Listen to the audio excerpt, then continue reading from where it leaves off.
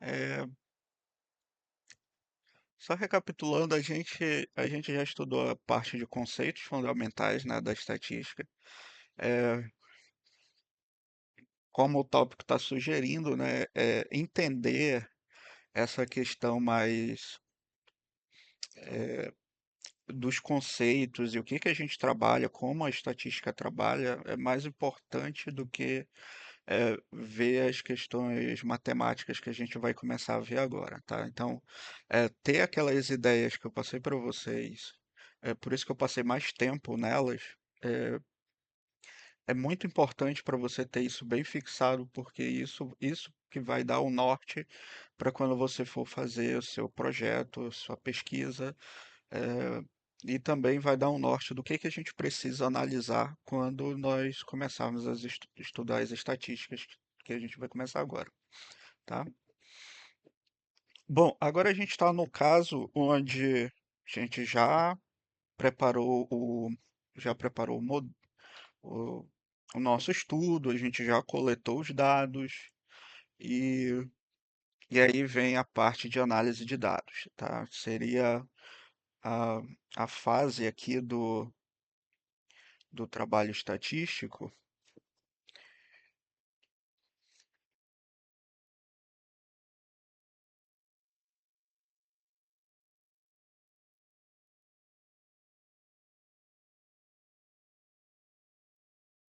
Então, assim, a gente, a gente estudou, né, a questão de como a gente eh, pensa no experimento, né, nas circunstâncias em que a gente vai trabalhá-lo. A gente definiu o problema, eh, fizemos o planejamento de como é feita essa coleta, né, se vai ser uma amostragem, se vai ser um censo, qual é o tipo de amostragem que a gente faz, como é que a gente calcula o tamanho de amostra e tudo mais, tá? Como fazer amostra piloto, esse tipo de coisa. É, esse daqui não tem muito como a gente fazer, mas a questão da coleta de dados é simplesmente uma vez que você definiu todas aquelas informações, ir a campo e coletar os dados. Eu acho que vocês têm isso já de prática com alguma disciplina que vocês estão fazendo esse período.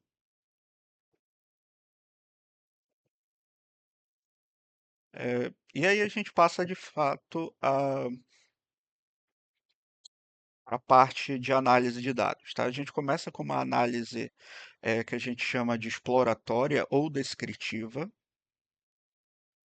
onde o nosso objetivo é descrever o que está acontecendo na amostra que a gente obteve e explorar no sentido de que eh, qual vai ser a modelagem ou método, a abordagem que a gente vai trabalhar com esses dados, tá? Então, nessa primeira fase que nós vamos estudar, é uma parte mais descritiva dos dados, mais exploratória, né? Que ainda não tem o que a gente chama de caráter inferencial, ou seja, ainda não é algo que a gente vai fazer como conjectura para a população. A gente só vai ver quais são os comportamentos que estão presentes na amostra e, com base nesses comportamentos que a gente vai verificar, a gente vai procurar analisar, né, de uma forma analítica, né, de forma matemática, se aqueles fatores, se aquelas estruturas de dados que a gente observou, elas são estatisticamente significantes. O que que significa isso? É você dizer que aquilo que você está, aquela hipótese que você está levantando com base nos dados, ela tem validade científica, ou seja, ela tem um caráter inferencial para a população, tá? Apesar disso daqui não ser inferencial ainda, mas ele dá um norte muito grande para as informações que a gente vai poder extrair da amostra, Também ele vai nos dizer se a amostra que a gente pegou ela é de qualidade ou não. É, ou também se eu tive alguma influência de fator externo na minha amostragem e aí isso impactou nos resultados que a gente obteve na amostra, tá? Então, essa análise exploratória ela tem eh, duas características. Uma é julgar, né, ou apurar os dados, ver se o experimento foi feito de acordo com o que foi planejado, e a questão exploratória é para a gente retirar as hipóteses científicas daqui, né, a partir dos nossos dados, e aí a gente sim passa para um próximo passo, que é a parte inferencial. Bom, para a gente fazer essa análise descritiva e exploratória, a gente utiliza basicamente dois recursos. Um são as medidas, as estatísticas, que são estatísticas básicas, mas que servem muito bem para a gente descrever o comportamento dos dados. E a outra é uma análise exploratória mais gráfica ou tabular. Tá? A gente utiliza de recursos de gráficos e tabelas para a gente analisar o comportamento dos nossos dados. É a nossa primeira tentativa de analisar a- o comportamento probabilístico dos nossos dados. Tá? Então a gente vai começar com eh, as medidas estatísticas. Elas são basicamente três.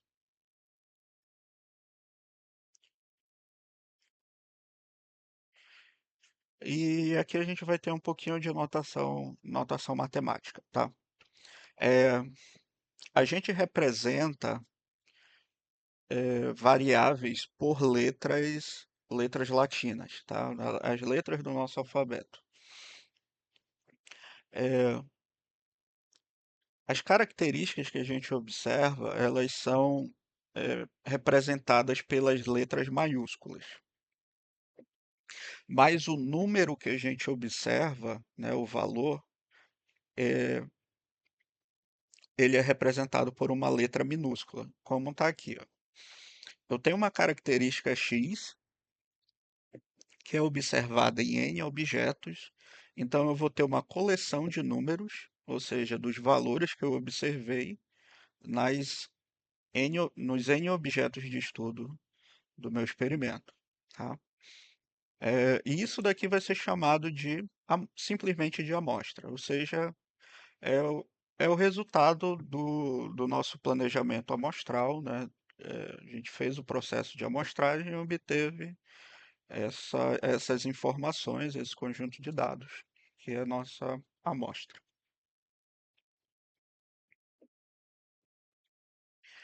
Bom, e o que é uma estatística? É, a estatística, a definição dela é bem simples, é qualquer função matemática que não vai depender de um valor desconhecido e que é função da amostra. Por exemplo, se a minha estatística F for igual ao primeiro, a característica observada no primeiro indivíduo, isso daqui é uma função, x1 faz parte da amostra, então isso daqui é uma função da amostra, consequentemente, é uma estatística. Se eu somar os dois primeiros valores observados na amostra, no objeto 1 e no objeto 2, isso aqui também é uma estatística porque ela é uma função da amostra e não depende de nenhum parâmetro desconhecido. Esse H também é uma estatística porque ele está somando aqui o primeiro valor, né, x1, e o último valor, que é xn, e divido isso por 2. Então, isso daqui é uma espécie de ponto médio entre o primeiro observado e o segundo observado. Também é uma estatística, tá? Só que por essa definição, qualquer coisa, né, qualquer função baseada na amostra pode ser uma estatística. Mas o quão relevante essa estatística é para a gente, o quanto a gente consegue tirar de informação dela. Essa que é a parte importante, tá?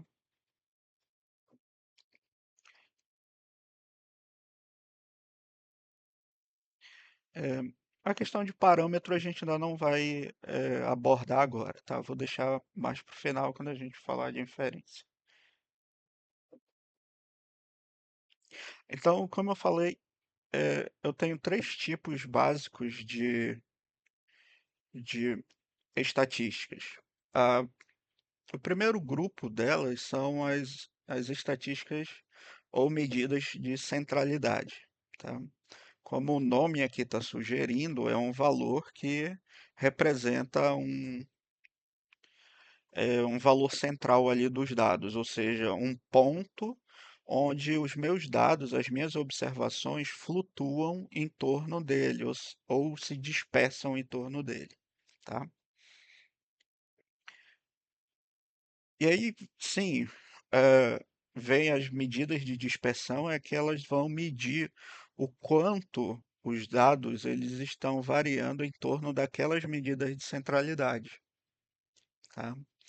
A medida de centralidade ela é muito útil para sintetizar a informação contida na amostra em um único valor.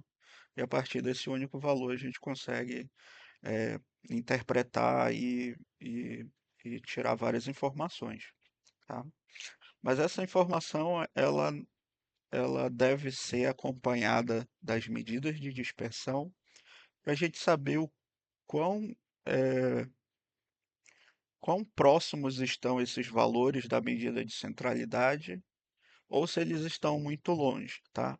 Então, essa medida de dispersão, ela traduz para a gente algo que a gente conversou lá atrás sobre duas características que a amostra, que a população pode ter. A população pode ter a característica de ser homogênea, ou seja, os objetos de estudo ali, eles têm características semelhantes, e ela pode ser também heterogênea, que é o caso de eu ter os objetos de estudo terem características muito diferentes. Por exemplo, se eu pego uma população que é, sei lá, alunos da Universidade Federal do Amazonas, e eu quero observar a idade, por exemplo, como sendo característica, você vai ter um comportamento mais homogêneo, né? Você vai ter pessoas ali com idades bem semelhantes. É claro que vai ter um para mais, outros para menos, mas são casos isolados. A maioria vai ter um perfil aí de 18 até 21, 22 anos, tá? Só que se eu aumentar essa população dos alunos da universidade para todas as pessoas que frequentam a universidade, aí a gente já tem uma diferença maior.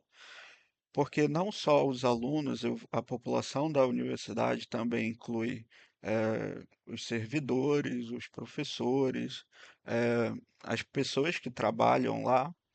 Então você vai ter um grupo muito mais diversificado em termos de idade. Então você vai ter pessoas mais idosas, pessoas, né, uma idade ali próxima de 40 anos, né, que é da, que é da maioria dos professores, de, sei lá, de 30 a 60 anos, por aí. Então você vai ter agora uma amostra muito mais eh, diversa.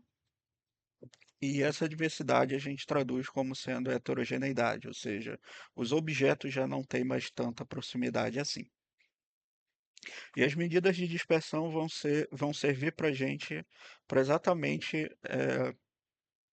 a gente definir se a minha amostra ela é homogênea ou se ela é uma amostra heterogênea. E isso vira hipótese para a gente testar se a nossa população vai ser homogênea, caso a amostra aparente ser homogênea, ou se, ou se no caso a amostra for heterogênea, a gente levanta a hipótese de que a população também pode ser heterogênea, tá?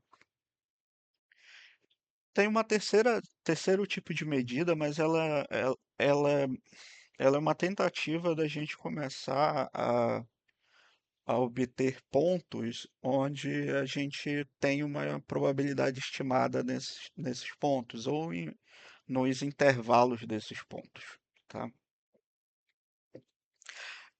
Essas medidas de posição, elas são um pouco mais complexas de se analisar, mas quando a gente olhá-las graficamente, vai ficar muito mais simples da gente fazer as análises em cima delas.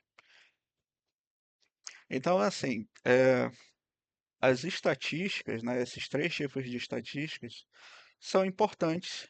A função delas é resumir, tá? Então, elas são chamadas de medidas de resumo.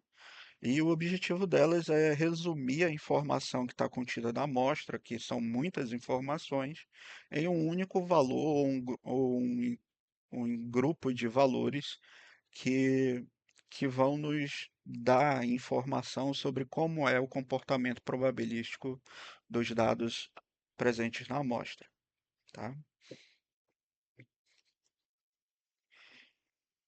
Bom, começando com as medidas de centralidade, a, a mais popular, né, e a de mais fácil interpretação, porque é algo que a gente começa a aprender desde a nossa infância, a questão da média, né? A gente começa ali, mesmo no primeiro ano ou no segundo ano, já começando a se preocupando com média, né? Será que a minha média é a média da, da instituição onde eu estou estudando?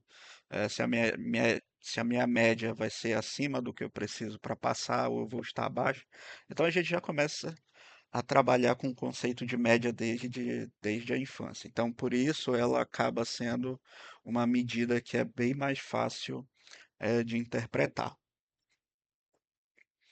Bom, eh, ela é uma medida de centralidade e ela expressa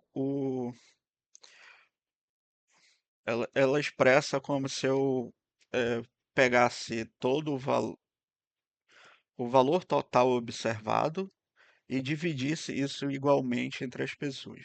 Por exemplo, se eu tenho uma amostra onde a média aritmética é 20 anos e eu tenho uma outra amostra onde a média aritmética é 60 anos, o que que a gente consegue dizer daí? A média 20 significa que é como se todas as pessoas nessa amostra tivessem 20 anos, tá? Então, assim, eh, a dispersão dessas idades ela vai ser centralizada nesse número 20. Já na outra amostra, que é de 60 anos, a idade, né, a variabilidade da idade das pessoas vai ser, eh, eh, ela vai ser distribuída, né, uniformemente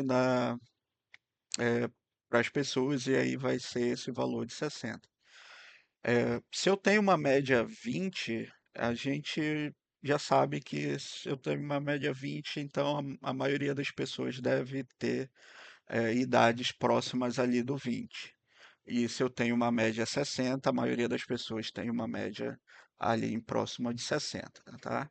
E o que que a gente faz com essa informação? A gente consegue dizer que essa amostra um, né, que tem média 20, são de pessoas mais jovens e a média da amostra 2 são de pessoas mais idosas. A gente não precisa ver essas pessoas, a gente não precisa ver as idades delas, mas somente com essa informação a gente já consegue deduzir como é a característica dentro dessas duas amostras, tá?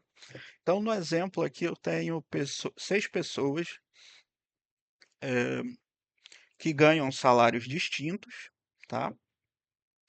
E eu representar o salário médio dessas pessoas é como se todos eles ganhassem o mesmo valor.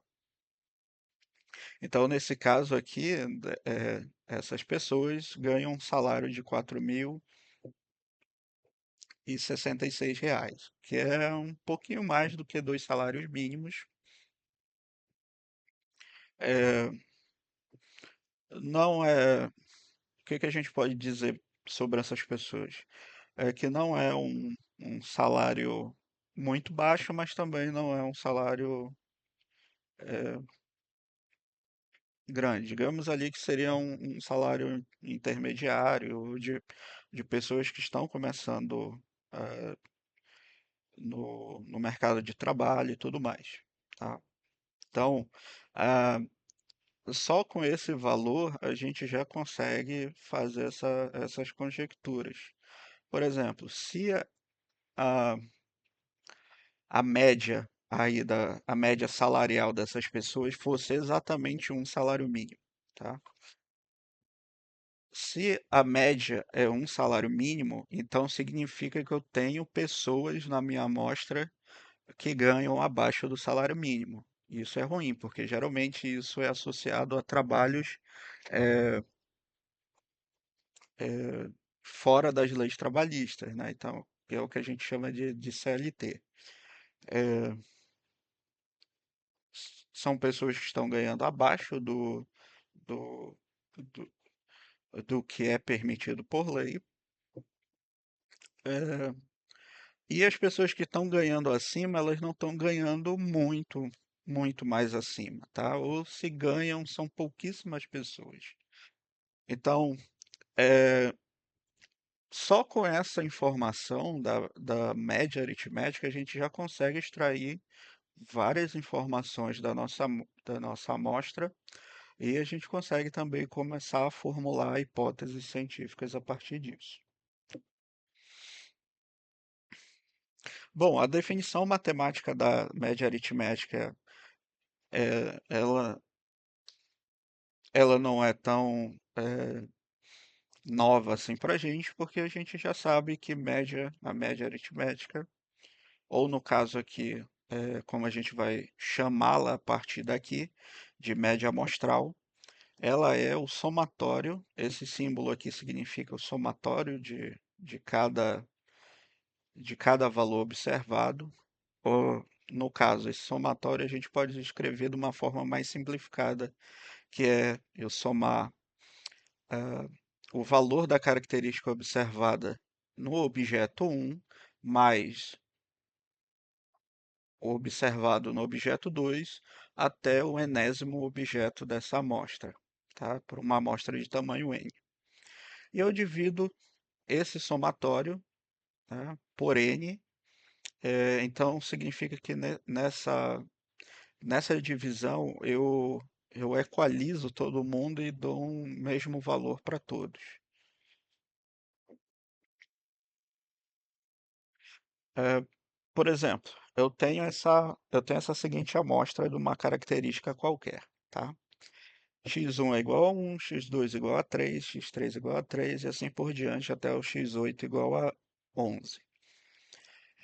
Para eu calcular a média disso daí, basta eu somar, né, todos esses valores e dividir pelo número de observações que eu tenho, que são 8, e aí eu vou ter uma média igual a 4,5, tá?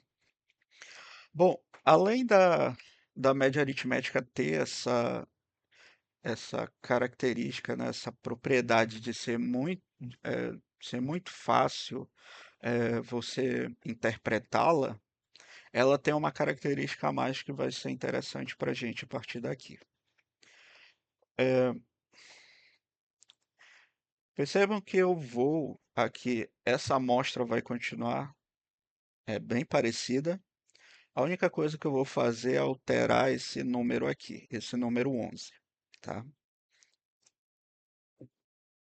Então eu tenho uma outra amostra é, que eu tenho os mesmos valores, exceto o x8 que antes era 11 e agora é 30.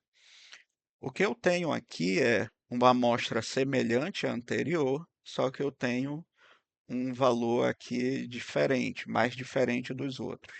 Que a gente vai chamar esses valores mais diferentes dos outros de valores discrepantes, tá? Ou extremos. que é o caso aqui, ó. Todo mundo aqui está valores próximos de 5, tá? E de repente aparece um igual a 30, né? Então isso é um valor estranho, é um possível valor discrepante, tá? Bom, mas o que que acontece com a média nesse caso aqui? Mesmo eu tendo eh, quase toda a amostra ainda sendo os mesmos valores observados, o fato de ter um valor discrepante vai fazer com que a minha média ela tenha um, uma tendência a esse valor discrepante. Então, no caso aqui, eu só alterei o 11 para 30 e o que aconteceu é que a minha média, que antes era de 5,4, deixa eu só relembrar aqui, não, 4,5, ela já se deslocou bastante e foi para 6,4, tá? Então, o que que aconteceu? Por eu ter um valor muito grande, ele fez com que essa, essa, essa amostra tivesse uma média um pouco maior daquilo que é a maioria dos dados, tá? Então a gente diz que a média ela se deslocou em direção a esse valor maior. Agora eu vou fazer a mesma coisa, só que eu vou voltar aqui para o 11, tá? O x8 vai ser voltar aqui para o 11 e eu vou fazer com que x1 seja um número menor. Então aqui o x8 voltou a ser 11, só que o x1 no lugar de ser 1, agora ele é menos 8, tá? Então menos 8 é um valor discrepante em relação aos outros, né? É um valor que está mais afastado.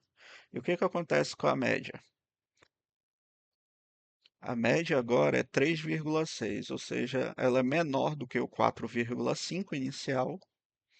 Então a gente diz que a média ela se deslocou em direção a esse valor que é pequeno. O que que a gente conclui daqui? Que a média ela é uma medida que ela vai perseguir esses valores discrepantes, ou seja, a gente diz que ela é uma medida sensível, tá? Uma medida sensível significa que ela é uma medida não robusta. Então significa que qualquer alteração grande nos dados, a média ela vai perceber isso e ela vai tender para esse valor, tá? Então a média ela é suscetível a esse tipo de influência. Então, se você tiver fatores externos aí que influenciem na tua amostra, a média ela vai tender para esse valor, esse fator, né, externo, e ela vai denunciar a existência desses fatores externos, tá? Bom, é, só definindo, né, o que a gente já falou anteriormente, é, esses valores que são muito diferentes dos demais, a gente vai chamar de valores discrepantes ou extremos, tá?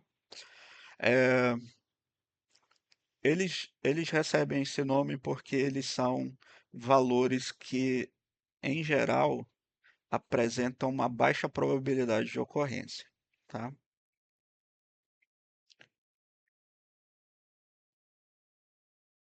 Por exemplo, aqui, eu tenho eh, bebidas, um tipo de bebida aqui, eh, e aqui eu tenho um valor que é vendido. Eh, Aqui é de R$ 4, aqui de 4,50, aqui foi de 1 centavo e aqui de R$ 13. Então, para esse tipo de bebida aqui, eh, o valor de 1 centavo é muito estranho e o valor de R$ 13 é, tá, tá alto, tá? Tá, tá bem, tá fora do que é praticado no mercado, tá? Na época que eu fiz esses slides, esse número aqui era bem mais discrepante. Hoje em dia, não. Eu acho que se você for por aí, você encontra essa bebida de 1 litro aqui por esse valor. Eu acho que não é muito difícil, não, tá? Mas 1 centavo é muito estranho, tá? É muito estranho ser esse valor. Então, aqui, é, digamos que nessa época que essa bebida era comercializada ali em torno de R$ 5, tá? Não era algo um valor tão caro. Então, quando a gente olha um preço de 1 centavo e outro de R$ 13, esses são valores discrepantes, tá? Professor, existe refrigerante lá, inclusive latinha pequena de 13, R$ 15, é, em alguns lugares, sim. Por exemplo, eu já paguei R$ 15 numa latinha de refrigerante na época da pandemia. É, Porque tava aquela coisa, né, do lockdown e tal. Então os preços das coisas estavam muito altos. E aí sim, paguei esse valor absurdo por uma latinha de refrigerante. Tem também a situação onde você vai num restaurante que tem uma prática de preço alto, né, um restaurante mais caro. Ou então quando você está viajando e você compra alguma coisa no aeroporto. É algo extremamente caro. Só que essas coisas que acontecem, elas são raras. Se você pensar em todos os refrigerantes dessa marca, desse volume que são vendidos, o volume vendido nos aeroportos, nesses restaurantes mais caros, né, ou em situações atípicas, como foi da pandemia, essa quantidade é muito pequena, tá? E aí, eh, esses valores discrepantes, eles são chamados, né, de atípicos justamente porque a probabilidade de ocorrência deles na população é muito pequena.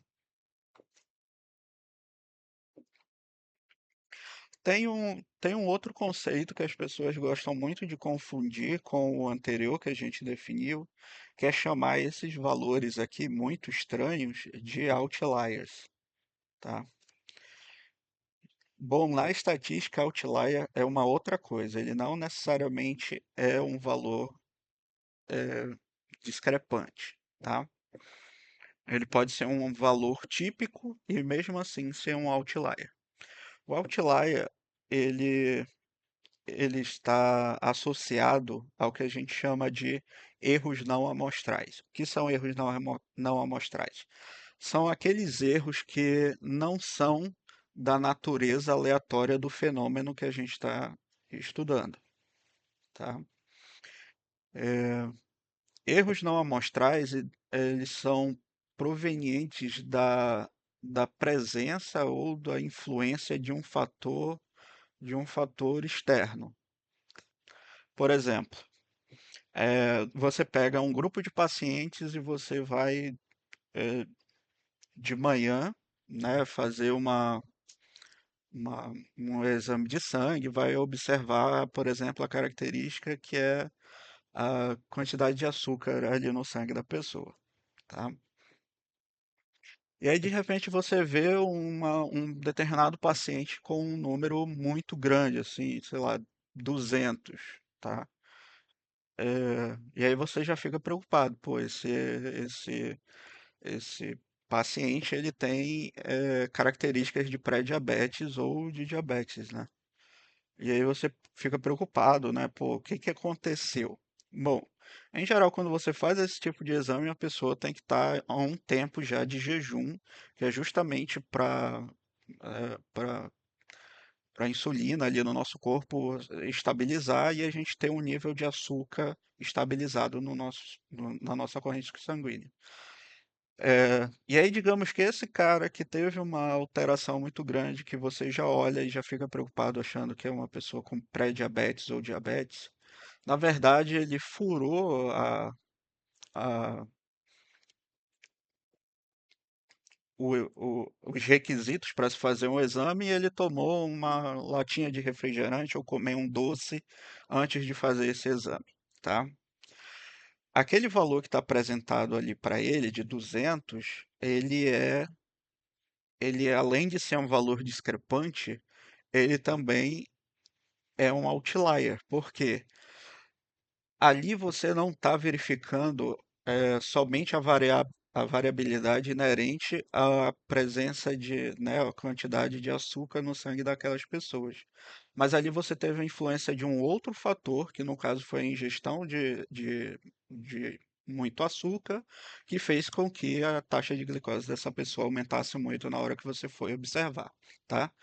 E isso é um exemplo de uma influência de um fator externo no que você pode observar, tá? E aí você classifica isso como sendo um outlier, tá? E o outlier ele deve ser removido do teu conjunto de dados, tá? Então, se uma pessoa não fez aqueles pré-requisitos para se fazer eh, o exame, né, ou análise, qualquer coisa que seja, eh, aquilo tem que ser descartado porque você vai ter uma informação ali que não é natural da população, tá? Poderia acontecer também, por exemplo, uma pessoa com hipoglicemia, eh, ou uma pessoa com hiperglicemia. A pessoa com hipo, ela poderia ingerir uma bebida açucarada, um alimento açucarado, e aí você olhava ali no exame dela, não, deu ok, deu dentro da faixa aceitável de taxa de glicose. Só que essa pessoa está mascarando um problema que é a, não, hipoglicemia, né? Ela está mascarando a hipoglicemia dela, alterando o resultado do exame. E isso é ruim, porque você vai deixar de observar que a pessoa tem hipoglicemia e vai considerá-la como uma pessoa que está, né, com a glicemia ali dentro do estágio aceitável. No caso do hiperglicêmico, por exemplo, ele poderia eh, ter feito uma dieta atípica do que ele, do que ele costuma fazer. Ele poderia ter tomado alguma medicação que baixasse o nível de açúcar dele, e aí lá no resultado do exame você ia olhar, não, beleza, está dentro da faixa de aceitável, essa pessoa está ok. Mas não, ela está escondendo a hiperglicemia dela, eh, com a influência de um outro fator, tá? Então, assim, outlier não necessariamente precisa ser um valor discrepante, algo que nos assuste quando a gente olha, muito diferente das outras observações. Ele pode ser, sim, esse valor que é considerado muito provável, mas mesmo assim ele reflete um erro não amostral, tá? Então, durante um experimento, a gente tem que, não só em experimento, né, mas na vida do médico, é, do cientista ali de medicina, ele tem que ficar de olho nessas coisas, né? Porque as pessoas podem apresentar características, eh, ou elas podem fazer alguma coisa que altere o resultado ali do experimento que você está querendo observar, tá? E quando isso ocorrer, você vai chamar isso de outlier e vai remover do seu conjunto de dados essa informação, tá bom? Valores discrepantes a gente não remove, a gente continua trabalhando com eles. Mas os outliers não, a gente realmente remove, tá? Como é o caso aqui desse exemplo, que eu tenho uma bebida de 1 litro, refrigerante, que está aqui em 4, 5,50, 6,90, e aí do nada aparece uma bebida de R$ 100, né? E aí você vai olhar a descrição do que é, ela é uma bebida alcoólica, né? É um tipo de bebida que é vendido num valor muito mais alto do que o de um refrigerante, tá? Então, o que está acontecendo aqui? A minha população é de refrigerantes de 1 litro e eu tenho um elemento que não faz parte dessa população, que é de uma outra população. Então, é um outro tipo de erro amostral, que é eu ter observações de populações diferentes, tá? Outras coisas que podem ocorrer. na produção de outlier são, esses aqui são os mais comuns, tá? Erro de medida, principalmente na medicina, porque você tem a calibração dos instrumentos. Se o instrumento não estiver bem calibrado, você pode começar a observar medidas erradas. E essas medidas vão eh, es- a gente chama de viciadas, né? Quando altera o valor eh, por meio de uma influência de um fator externo. Tá? Então, quando o instrumento de medida que você está usando não está bem calibrado, ou ele não foi ou o exame não foi executado nas circunstâncias que ele tem que ser executado, aí você começa a ter observações eh, estranhas, né, que são erros não amostrais. O outro não é tão recorrente, mas acontece bastante, né? É, é como aquele meme, né? É raro, mas acontece muito, que são os erros de registro. Ou seja, quando você vai anotar as informações é, da característica que você está observando e a pessoa ou você que está anotando anota de uma forma errada, tá? Ou entra com esses dados no computador e coloca um número de forma errada. Então, isso é chamado de erro de registro. Então, quando tiver esse tipo de erro, você remove dos dados, tá bom? Seu conjunto de dados. Bom, a próxima medida de centralidade que a gente vai ver, eh, ela não é tão popular, mas ela faz parte do nosso vocabulário, que é a mediana. A mediana, ela é um valor central que ele vai dividir os dados ao meio. Então, essa é a nossa primeira tentativa de estimar probabilidades.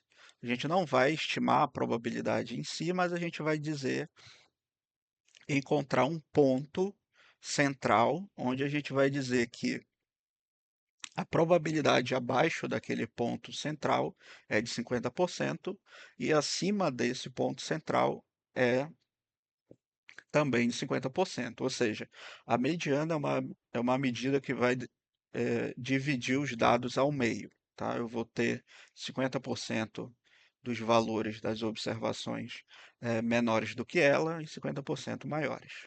Tá?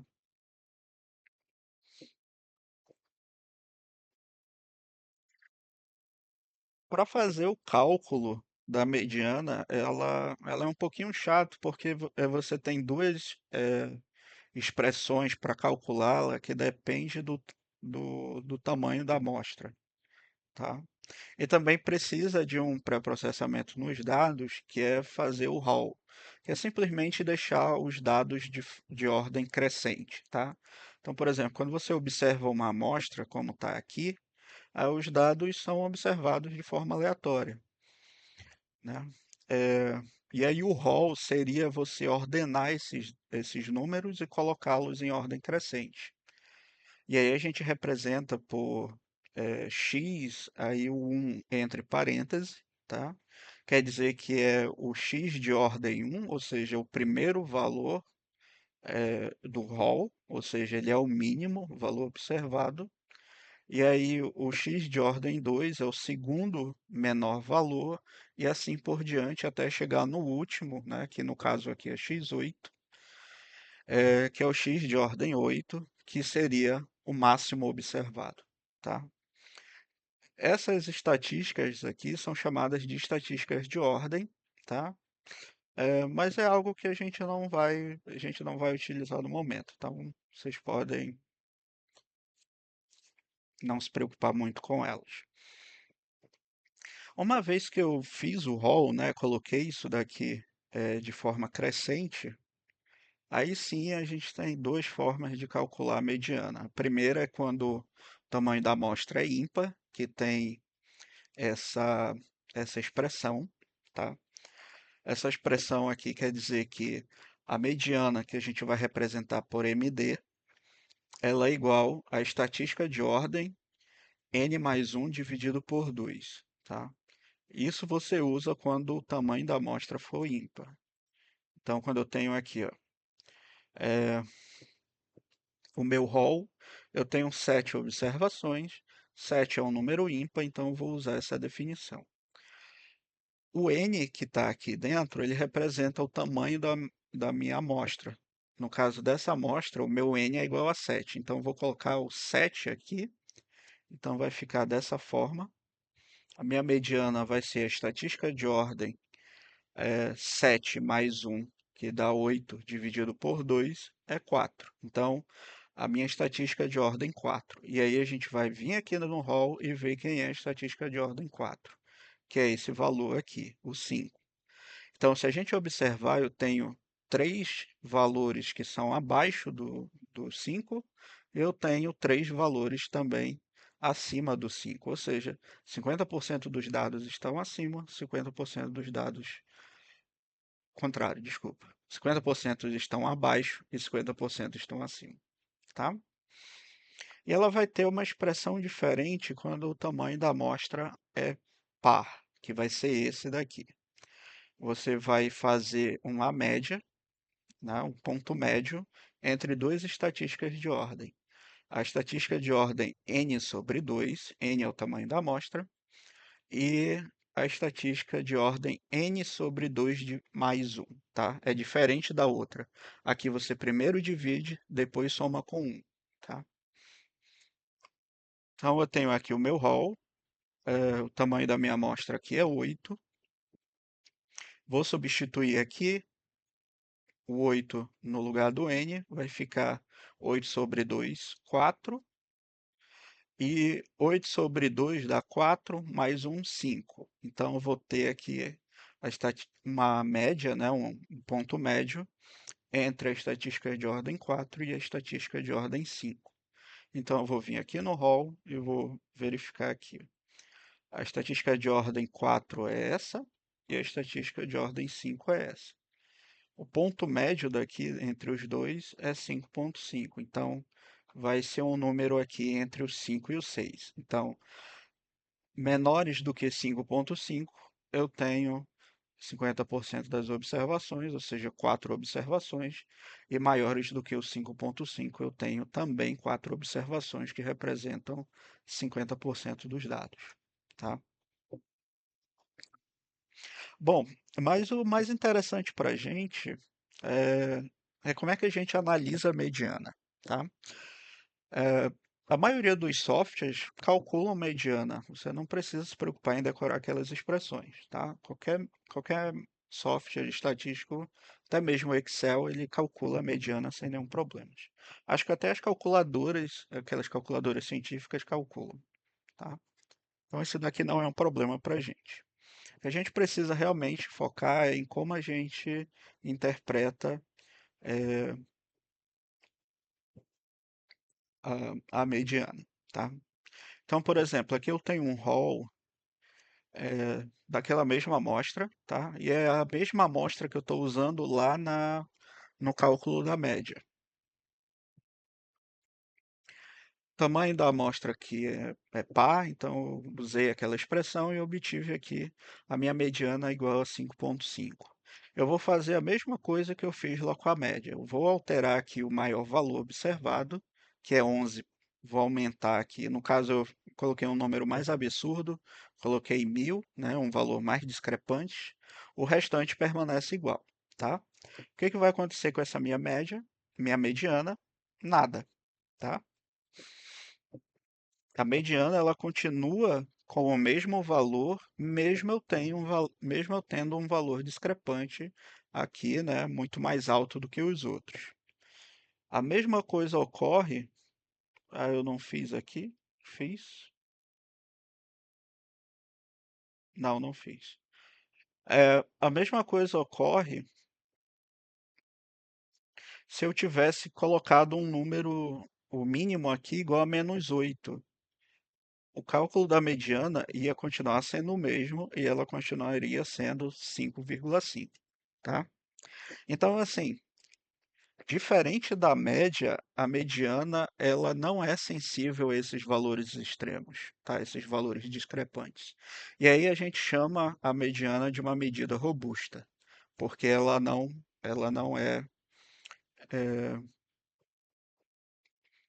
não é influenciável por esses valores discrepantes, tá? É,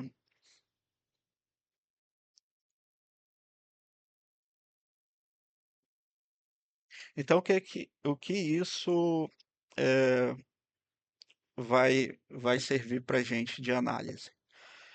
Eu tenho a média como sendo uma medida sensível a valores discrepantes e a mediana não sendo sensível a esses valores discrepantes, certo? Ambas as medidas são medidas de centralidade, ou seja, elas indicam um ponto central, um valor central eh, em relação à dispersão dos dados, tá?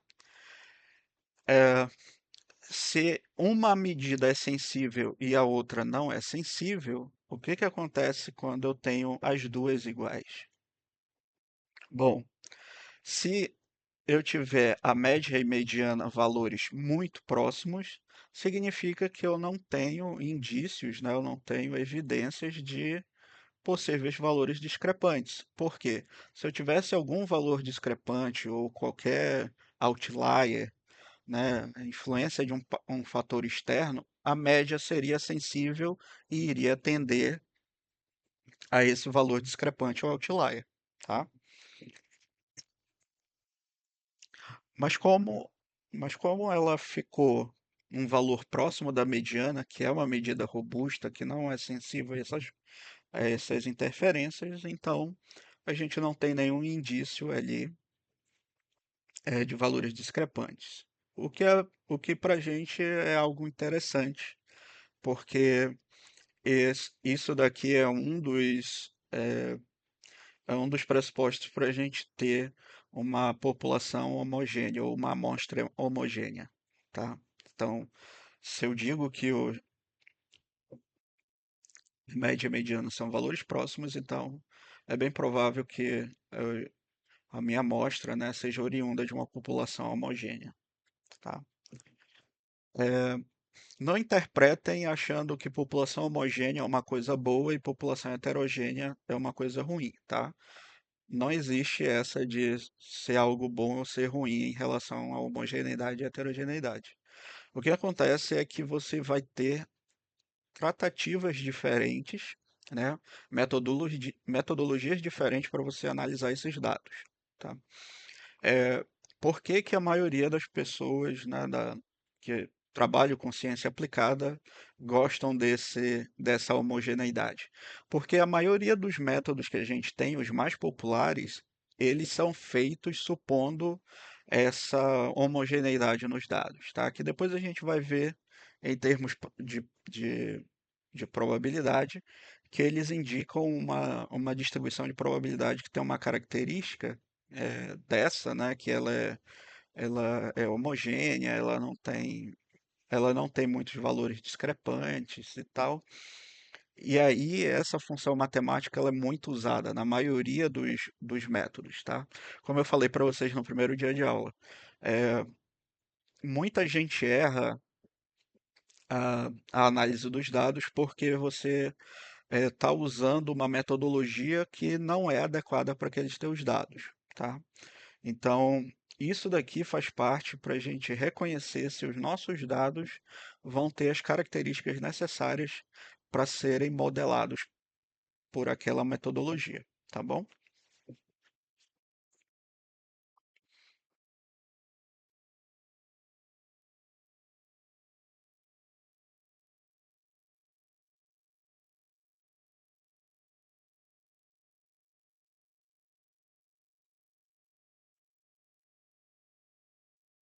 Bom, eu não coloquei aqui nos slides, mas tem uma terceira medida de centralidade, que é a moda, tá? A moda, ela é o valor mais frequente, né? O valor mais observado na minha amostra. Então, por exemplo, nessa amostra aqui, qual é qual é o valor que é mais presente, né? Que é mais recorrente? Nesse caso, a gente tem dois, tá? A gente não tem só um, a gente tem dois. A gente tem o 3 que se repete duas vezes, e a gente tem o 8 que também se repete duas vezes, tá? Então, no caso aqui, a minha moda seria o 3 e o 8, tá? A moda, diferente da média e da mediana, ela pode sim assumir mais de um valor. Nesse caso, quando a gente tem mais de uma moda, a gente diz que os nossos dados são multimodais, né, de terem múltiplas modas. No caso aqui, ele é bimodal porque eu tenho duas modas, tá bom?